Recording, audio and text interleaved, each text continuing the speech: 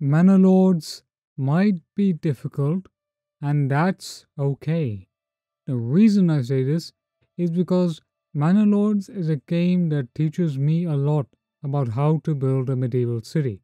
It's not the only medieval city builder game out there. But what is special about Manor Lords? That's a question I've been asking myself. I'm not here to doubt that Manor Lords has been made with a ton of passion and a ton of effort. But what makes Manor Lords special, I believe, is the ability to build your own city, to care for your peasants, to give them food, and it's a decent game. Now, I could say here that Manor Lords is perhaps one of the greatest medieval city builders out there. Right now, it's getting there, but it needs a lot more content. And when I've played this game, I have failed often. And if you pick this game up and you're new to the series and you haven't played city builders before, it is going to be tough and challenging. Definitely say that you play other city builders first before you play Manor Lords, because you need to understand how city builders work. City builders work on a way that you have a population, and that population is something that you have to manage. You have to give them resources, you have to give them a reason to move within your town or city. Managing it can sometimes feel like, okay, I've done it, but why is nothing happening? And that's the question that you should ask yourself when you're designing these cities. Have a plan in mind, because I have not got to the stage where you fight massive battles. And even though many other creators will treat this as a sort of, city builder with lots of ways to do battles, I would lightly urge them just to say, okay, wait, it is a city builder with battles, with units, but it's not going to be a revolutionary overtake on Total War itself. And that's where I'm saying, alright, it has battles, that's great. The fact that bandits can raid, that's a great addition. I think these are nice additions. Would I call this the replacer to Total War? I would not. What I would say, however, it is a good challenge to Total War, as opposed to a competitor. It's also giving other developers other ideas, right? And if you wanted Medieval 3, then obviously you would want Medieval 3 to have some ideas maybe inspired from Manor Lords itself.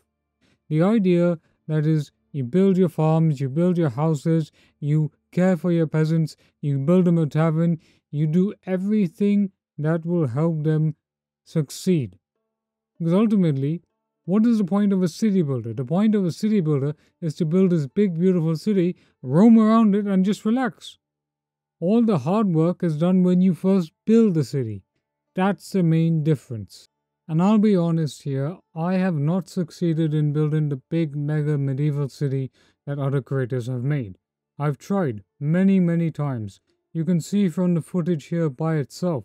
I've tried to build a big, expansive city, but one thing I have learned is that farms are incredibly important and you need to build smaller tenants, that is, smaller farms. You need to build small, not big. But at the same time, I can't claim to be an expert because I have struggled as well. I failed 3 times and still I've not come back to this game just yet because building a city requires more planning, it requires more thinking. You basically have to decide, alright, this is what I'm going to take, this is the resource I'm going to do. And I'll be honest, I don't play city builders that much. I really don't. For some odd reason, I don't know why I have never played city builders such as Caesar 3 or Caesar 4 or Banish, Kingdoms Reborn, for example. I don't understand why that is the case. And I recently am going to embark on Anno 1800, despite the fact that I don't have all the DLC. And Anno 1800, even without the DLC, requires a lot of thought. It requires a lot of thinking. I'm not here to educate you, the viewer, on what city builders are. What I'm saying is towards a new audience that might pick up this game and are already complaining that how do you play this? How do you play this? This game is too difficult. This game doesn't have this. This game doesn't have that. I would appreciate one thing. The fact is that a solo developer, with the help of various contributors as well, that also helped design this game, really made a big effort. Yes, the solo developer did an absolutely incredible job, but he also did it because there were other people in the works that were helping him. There was also the hundreds of testers that played this game and figured it out much more easily than I could. But that's the fun of gaming. Nowadays, some games just let you have a streamlined process. Therefore, they take away the difficulty. And maybe one thing I could say is that other games are really complex. Some games are complex, some are not. And city builders are just that. And I, for one, am enjoying my experience in Manor Lords. So, my video is that yes, it's an honest take on Manor Lords. I don't think Manor Lords is shaped out to be everything that it needs to be. It is obviously in early access. It is going to get content in the future, and it is going to get a lot more content, right? If there's one thing that I will be honest on, is I don't like wooden thatched huts. I just don't like that. The reason I say that is because a true medieval city would be something like the city of Turin from Assassin's Creed 2, or the city of Constantinople from Assassin's Creed Revelation. Now, why am I using Assassin's Creed? That's the best way that I would say is that is a proper medieval city, right? Not the simple way of just thatched huts and stuff. And I'm being honest here. Now, some people would say, are you moving the goalposts? I'm not moving the goalposts. I've loved this game. I think it's great. It gives more challenge. It makes developers innovate.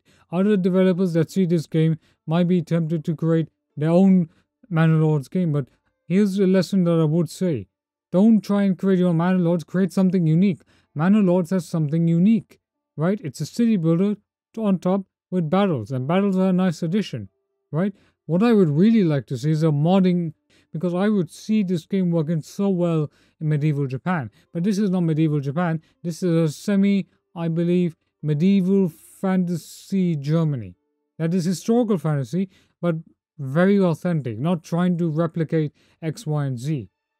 It's a game based on medieval Germany, from what I believe, and hopefully I'm correct. If not, then please correct me in the comment section down below. But I really want to know what your opinion is. How have you played Manor Lords? How have you been able to progress? I still haven't gotten that far in Manor Lords yet, where I can go and do the city building properly. But I will do it, and there's so many good tutorials on YouTube that I still have to watch. But I'm just making this video to say, Manor Lords is fun. There's nothing really that difficult about Manor Lords once you figure it out. And I, for one, was struggling on Builders of Greece. I couldn't even play that game. But what happened? I went, watched someone play it, and then somehow I managed to succeed. And I have this town, but I don't know how to get further. That's the main problem I'm having. I can't seem to figure out how to get any further. Because I can have berries, I can have food, but I keep running out of berries. Then I don't have enough peasants to build farms, right? Now this is me complaining, and still I don't have enough influence. And that's it really. All I did was give my thoughts on Manor Lords. It's a fun city builder game. It isn't going to take Total War on a big scale, but what I think it will do is that it will innovate and urge developers to make better strategy games. Now, I've not tried the battle mechanics yet. I would love to, but the first thing is until I've mastered Manor Lords, only then will I try. And I haven't got to learn in this game as fast as I would want it to. I really wanted to, but it seems that it is taking a time for me. And let it be so. I still have much more to make content on this game. At the very same time, this shows that in an age where you have simply just all sorts of, alright, we'll rush this content, we'll release it out. We won't add this, we'll streamline this. Here you're getting at least a good base game in which to build your cities. And not that many creators love it. I love it, everybody loves it. But we need to give more support to indie developers that do this. And okay, let's say that if a majority of games these days are expensive, this would still be much cheaper. Even though I think it could have been priced at around maybe 15 to 20 pounds rather than 30 to 40. But it is still an awesome game. And they did an absolutely fantastic job. Slavic Magic, he did a great job. And to all the people that contributed to making this game. So that's my honest take on it. It's a great game.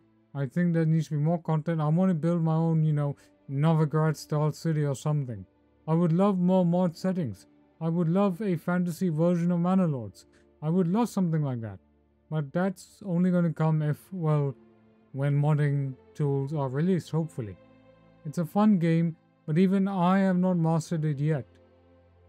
But once I master it, I'm going to be like, oh right, let's go make this, let's go make that. This is like Baldur's Gate 3, but just on a smaller scale. But now, when I say Baldur's Gate 3, let me be clear. I don't mean in terms of similarity. I mean in terms of development. Basically, both these developers, let's say one developer worked with a team contributing to the game, and let's say Baldur's Gate 3, they took their time when they were making their game. They took their time, they spent a lot of time with beta testers, they spent a lot of time taking feedback, and that is the main aspect. They took their time, something that the game industry is missing these days. The game industry, and I don't mean developers, I mean people that are on the top. They just make games to rush out on a regular schedule. And I can understand that because they need to make profit. But then, when developers are forced to make X, Y, and Z, you can see where this is all going and why indie developers are rising. Manor Lords is a great example of what can be done with passion. You know what can be done with passion? Back in the early 2000s, you had games where they were just developing for passion. And there were games that were built with risk, and they succeeded. Nobody would have thought Age of Empires, for example, would be succeeding to this day. It is such a great franchise that it still plays today. And I hope Manor Lords can more or less be the game that we all want, because there's still more content to be added, and the developers working day in, day out to develop this game. I mean, what took a game, let's say, that would have taken 400 developers to make, this guy made it in, and along with his contribution team as well, they made it around maybe in 7 years or less. But let's say in that extent that they made it much more faster. But it did take 7 years. And no, not every video game has the budget, scope, and length to simply develop their game over 7 years and then release it.